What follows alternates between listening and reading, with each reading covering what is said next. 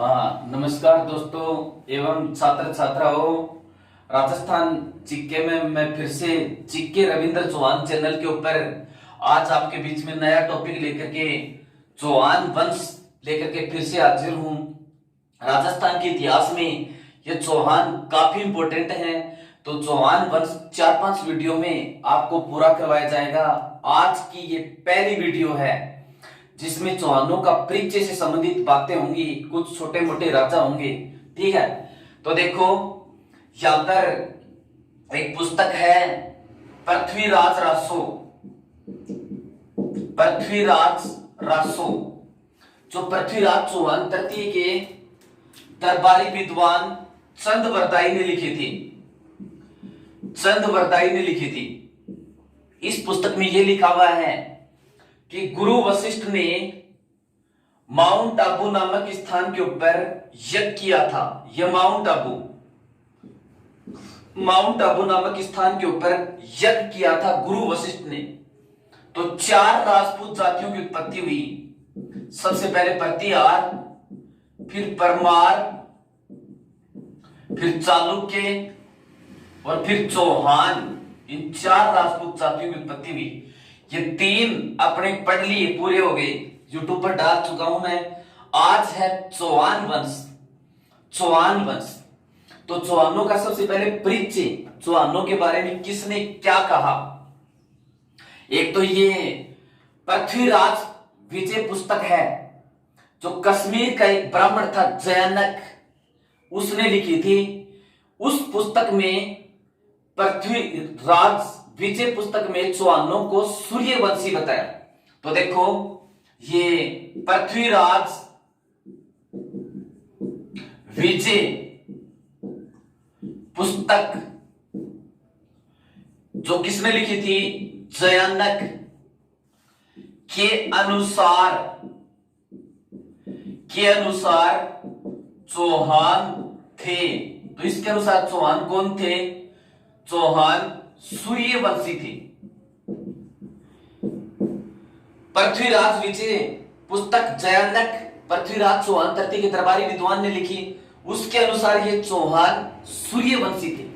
फिर देखो आबू शिलालेख,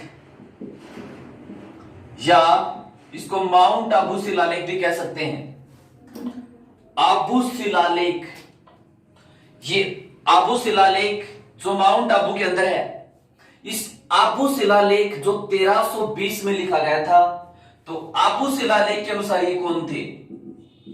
आबू शिलालेख जो 1320 में लिखा गया था, इसके अनुसार चौहान कौन थे? इस आबू शिलालेख के अनुसार चौहान चंद्रवंशी थे। तो आबू शिलालेख के अनुसार ये कौन थे? चंद्रवंशी थे चौहान। फिर अमीर माकाब एक पुस्तक है जो नयन चंद्र सूरी ने लिखी थी। उसमें क्या बताया है? उसमें चौहानों की जन्म भूमि पुष्कर बताई गई है। तो अमीर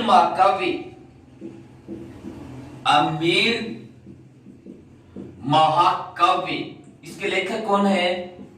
नयन चंद्र सूरी के अनुसार चौहानों की जन्म भूमि या प्रारंभिक भूमि, एक ही मतलब है, प्रारंभिक स्थान, चौहानों का प्रारंभिक स्थान। तो चौहानों का प्रारंभिक स्थान इसके अंदर बताया गया है पुष्कर। और पुष्कर है कहां पर? पुष्कर अजमेर के अंदर है। अमीर माकाव्य अजमेर के दरबारी विद्वान नयन चंद्र सूरी ने लिखी थी। इसके अनुसार चौहानों की जन्मभूमि या प्रारंभिक स्थान कहां पर था? पुष्कर में था। फिर देखो बिजोलिया शिलालेख, बिजोलिया शिलालेख जो भीलवाड़ा में है। बिजोलिया शिलालेख जो भीलवाड़ा के अंदर है, इसको 1170 के अंदर लिखा था। अत्रि और महेश ने लिखा था बिजोलिया शिलालेख को। और बिजोलिया शिलालेख के अनुसार चौहान वत्स गोत्र के ब्राह्मण थे। वत्स गोत्र के ब्राह्मण थे, इनका गोत्र भी बता दिया। और ये पटवारी में पूछा हुआ प्रश्न है, किस शिलालेख के अनुसार चौहान वत्स गोत्र के ब्राह्मण थे। तो किस शिलालेख के अनुसार? बिजोलिया शिलालेख के अनुसार, जो बिजोलिया भीलवाड़ा में 1170 के अंदर उत्कीर्ण किया गया था।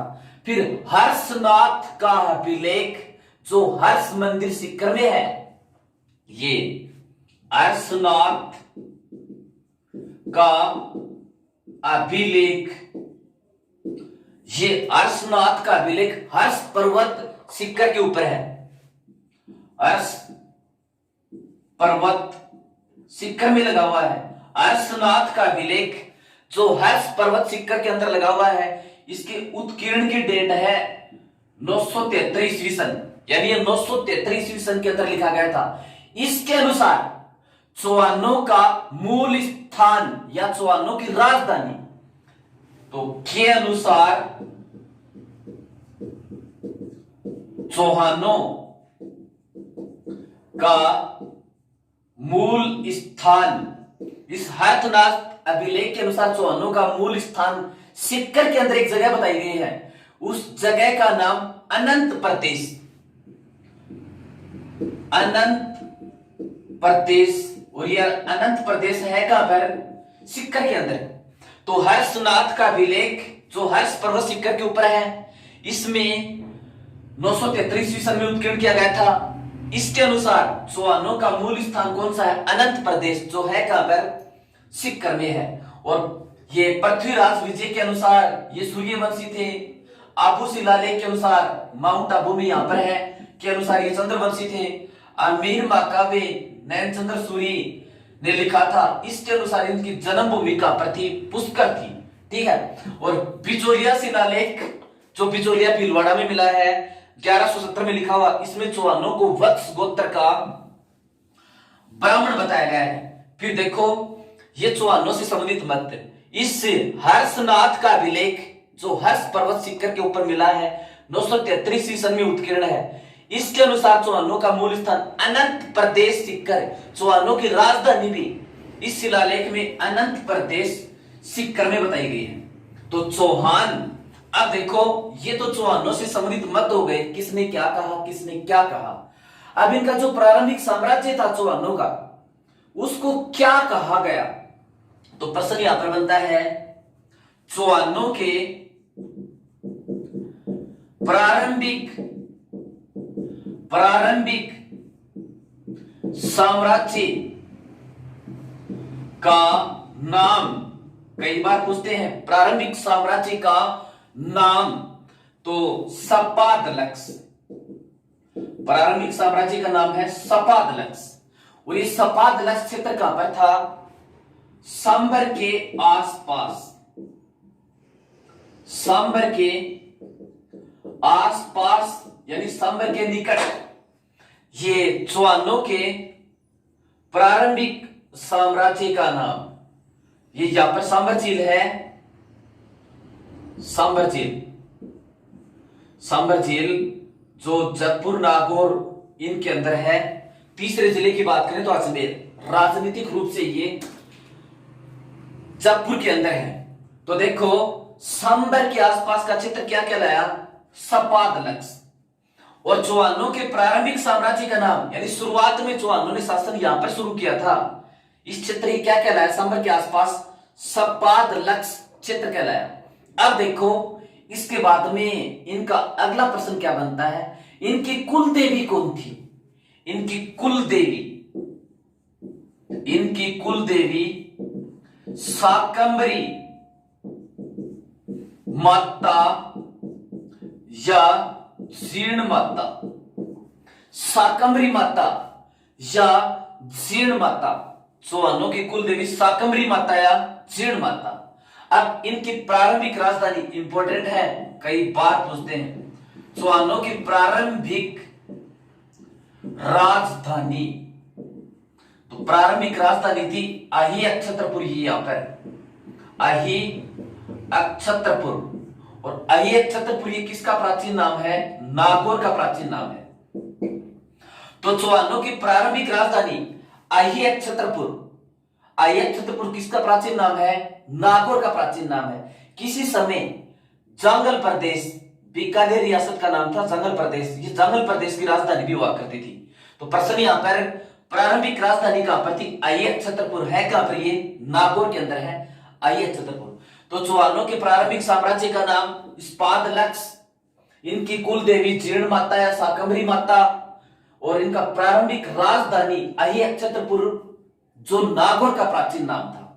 फिर देखो सपादलक्ष के चौहानों का संस्थापक कौन माना जाता है? संस्थापक से पहले इनका आदि पुरुष, चौहानों का आदि पुरुष,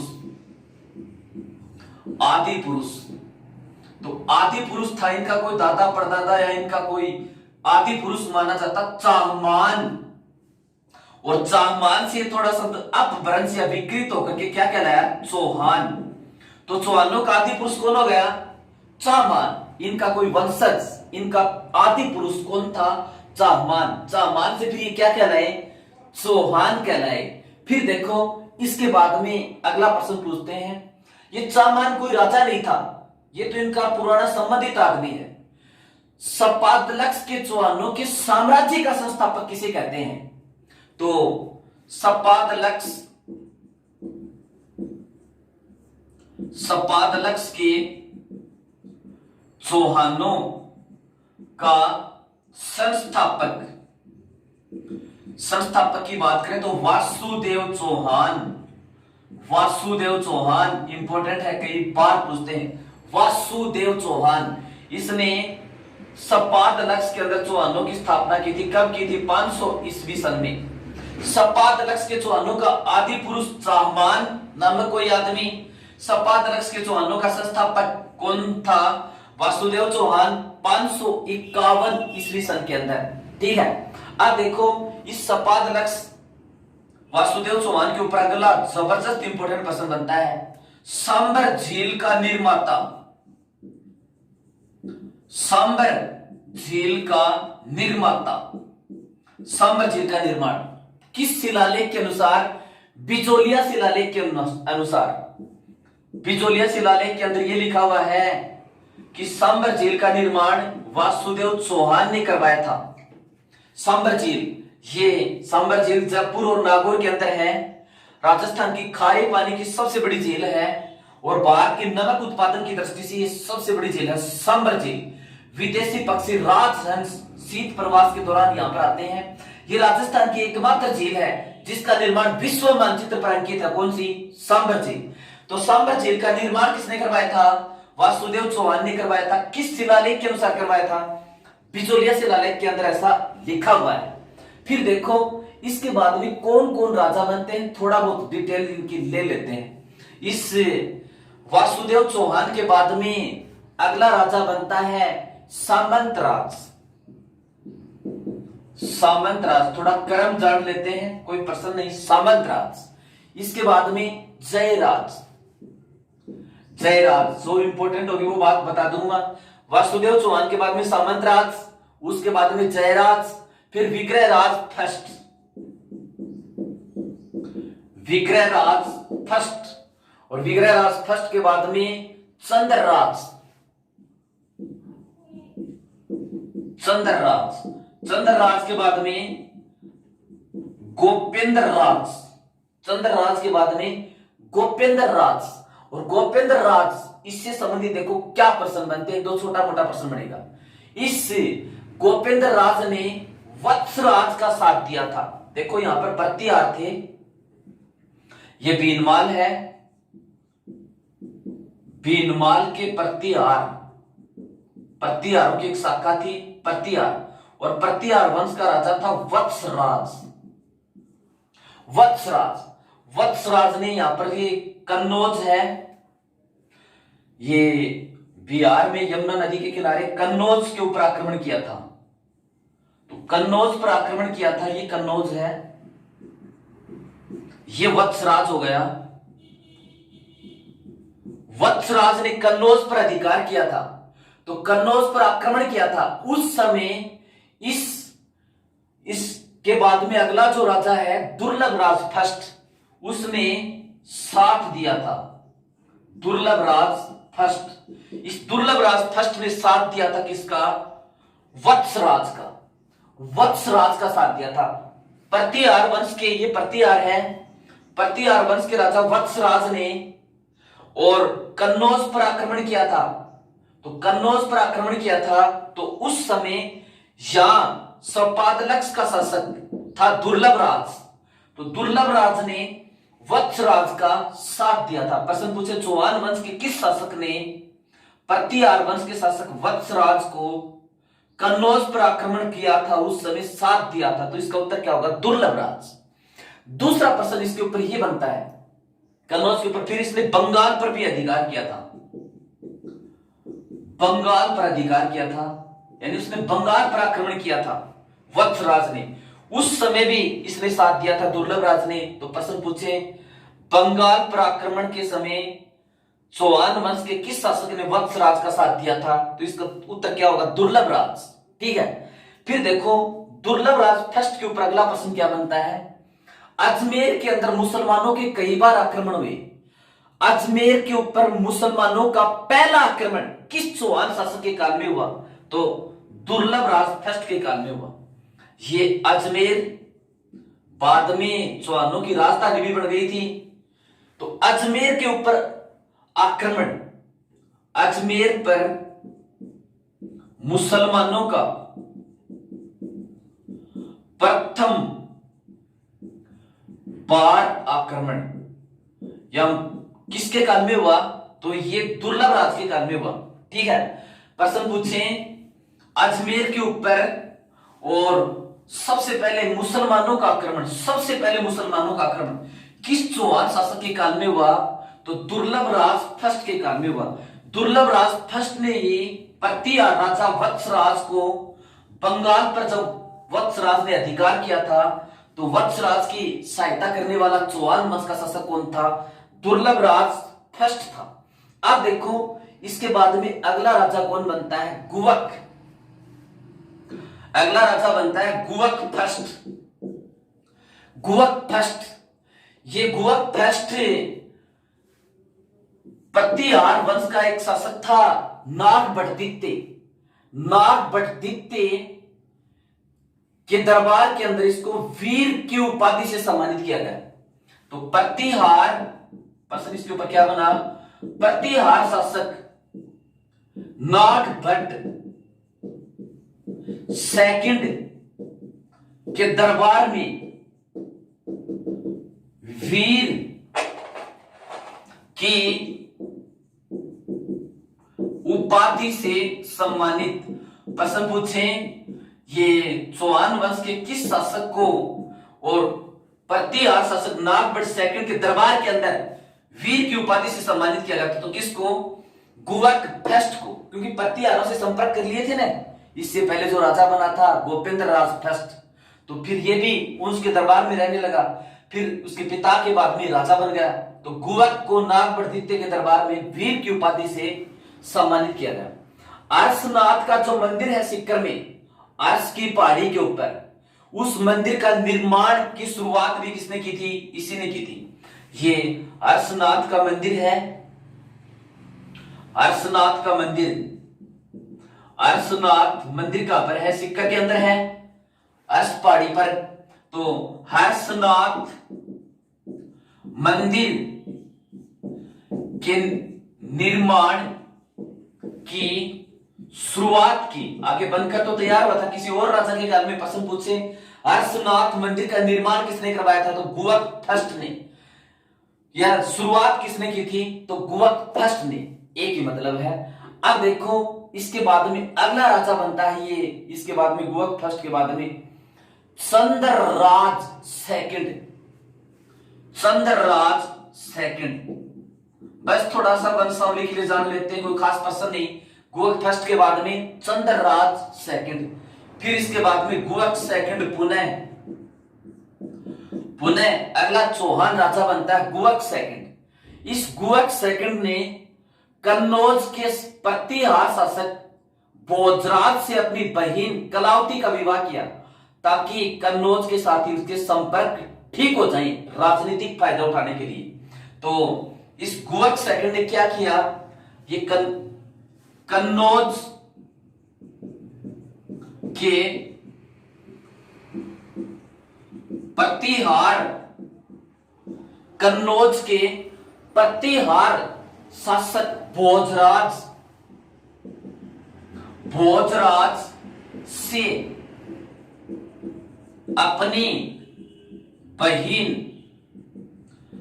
कलावती का विवाह किया। गुगक सेकंड ने कन्नौज के किस प्रतिहार शासक के साथ अपनी बहन कलावती का विवाह किया? तो किसके साथ किया? भोजराज के साथ किया।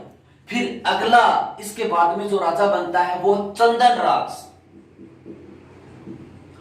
राज इसकी पत्नी या इसकी रानी के ऊपर पसंद बनते हैं। इसकी रानी रुद्राणी नाम था उसका, जो यौगिक क्रिया में दक्ष थी, यानी योग करती थी। तो चंदन राज की पत्नी रुद्राणी, जिसको आत्म परमा भी कह सकते हैं, यौगिक क्रिया में दक्ष थी, दूसरा प्रश्न इसके ऊपर यह है, ये जो पुष्कर झील है, पुष्कर झील के किनारे शिवजी की मूर्ति के सामने प्रतिदिन 1000 दीपक प्रज्वलित करती थी। पुष्कर झील के किनारे प्रतिदिन 1000 दीपक प्रज्वलित करती थी। कौन? ये चंदन राज की पत्नी रुद्राणी आत्मप्रभा। तो चंदन राज की पत्नी रुद्राणी आत्मप्रभा यौगिक क्रिया में दक्ष थी। पुष्कर झील के किनारे यहां पर प्रतिदिन 1000 दीपक प्रज्वलित करती थी। इसमें चंदन राज के ऊपर एक प्रश्न और बनता है, दिल्ली के तोमर शासक रुद्रपाल को पराजित किया। यहां पर दिल्ली है, दिल्ली की स्थापना अनंगपाल तोमर ने की थी, यानी तोमरों का शासन था। तो दिल्ली के तोमर शासक रुद्रपाल को पराजित किया। दिल्ली के तोमर शासक रुद्रपाल को पराजित किया। किसने पराजित किया था? चंदन राज ने। अब देखो इसके बाद में अगला राजा कौन बनता है? वाकपति राज।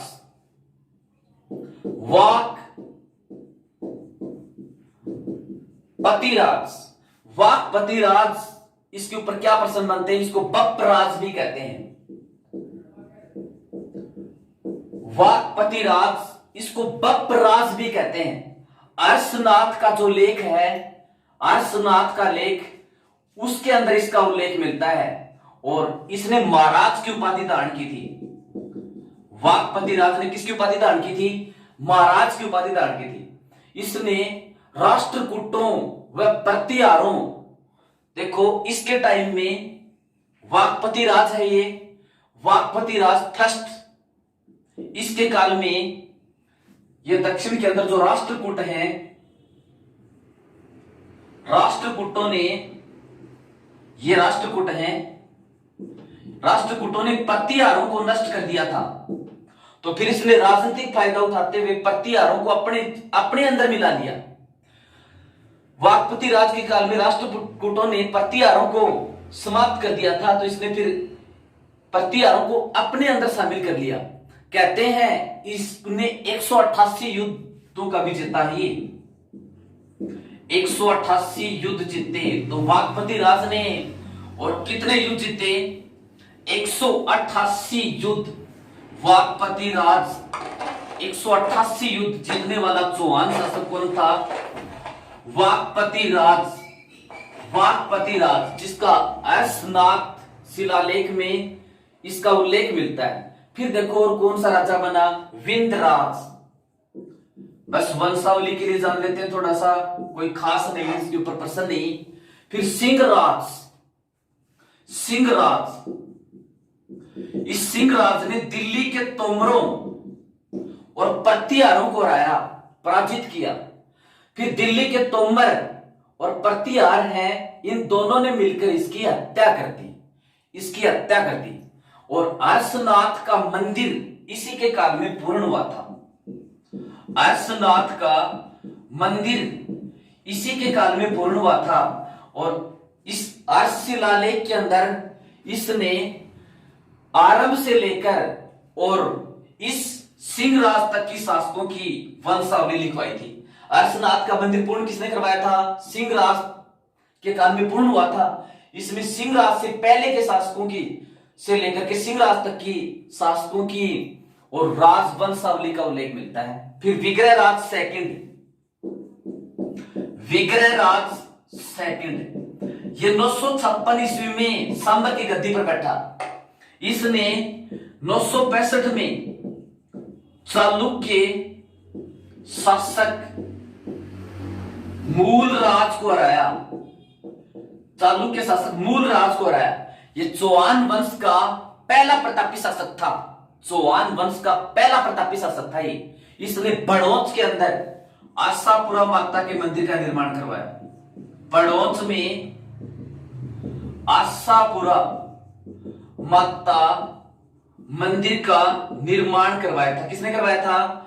विग्रहराज सेकंड ने, चौहान वंश का पहला प्रतापी शासक।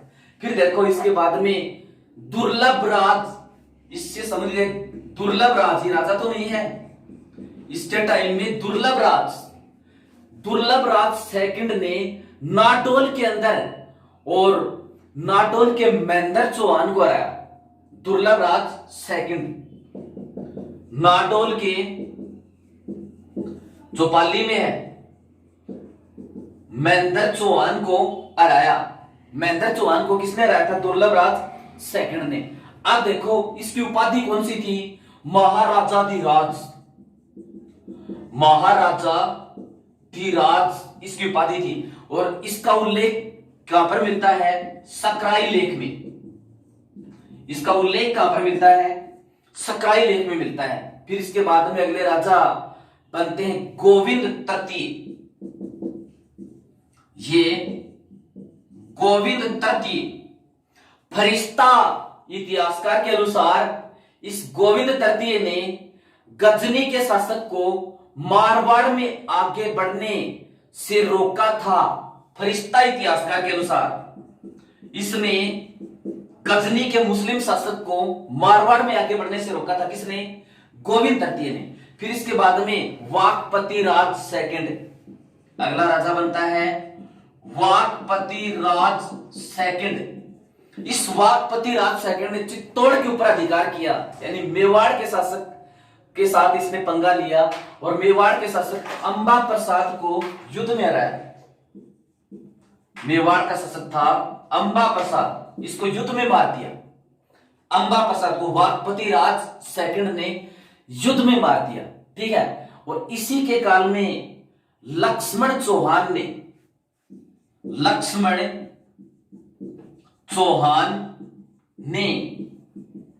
नाडोल में चौहान वंश की स्थापना की। लक्ष्मण चौहान ने नाडोल में चौहान वंश की स्थापना किसने की थी? लक्ष्मण चौहान ने।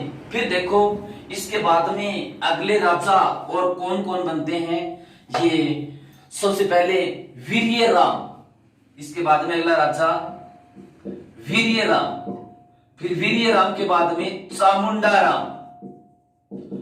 इनके ऊपर कोई खास पर्सन नहीं, बस वंशावली के लिए थोड़ा बहुत ज्ञान होना चाहिए। फिर सिंगट और सिंगट के बाद में दुर्लभ राज थर्ड, दुर्लभ राज थर्ड, इसके बाद में दुर्लभ राज थर्ड। फिर विग्रह राज तृतीय, विग्रह राज थर्ड, इसके बाद में पृथ्वीराज फर्स्ट, पृथ्वीराज फर्स्ट। इस पृथ्वीराज फर्स्ट की जानकारी कहां से मिलती है? रेवासा सीकर स्थित जीर्ण माता के मंदिर से। रेवासा जो है कहां पर? सीकर स्थित जीर्ण माता के मंदिर से इसकी जानकारी मिलती है, पृथ्वीराज फर्स्ट की। फिर देखो पृथ्वीराज फर्स्ट की जानकारी रेवासा के जीर्ण माता मंदिर से मिलती है। इसने 1105 के अंदर 700 चालुक्यों को मारा। 700 चालुक्यों को मारा। क्यों? क्योंकि ये पुष्कर के ब्राह्मणों को लूटने के लिए आए थे, इसलिए इस 700 ब्राह्मणों किसने मारा? पृथ्वीराज फर्स्ट ने। और जो सोमनाथ का मंदिर है ना, सोमनाथ का मंदिर कहां पर है? गुजरात के अंदर है ये मंदिर, सोमनाथ का मंदिर। यहां पर जो तीर्थ यात्री आते थे उनके लिए निःशुल्क भोजन की व्यवस्था करता था। एक कौन? पृथ्वीराज फर्स्ट। तो 700 चालुक्यों को मारा, सोमनाथ के मंदिर में आने वाले तीर्थ यात्रियों के लिए निःशुल्क भोजन की व्यवस्था करता था। और इस पृथ्वीराज फर्स्ट की जानकारी किस शिलालेख में या कहां पर मिलती है? तो वो मिलती है रेवासा के जीर्ण माता मंदिर के अभिलेख में। रेवासा कहां पर है? सिक्का के अंदर है। रेवासा के अंदर जीर्ण माता के मंदिर के अभिलेख में मिलती है। तो वीर्य राम के बाद में चामुंडा राम, फिर सिंगट, फिर दुर्लभ राज थर्ड, फिर वीरराज थर्ड, फिर पृथ्वीराज फर्स्ट। पृथ्वीराज फर्स्ट की जानकारी रेवासा सिक्कर जीर्ण माता के मंदिर से मिलती है।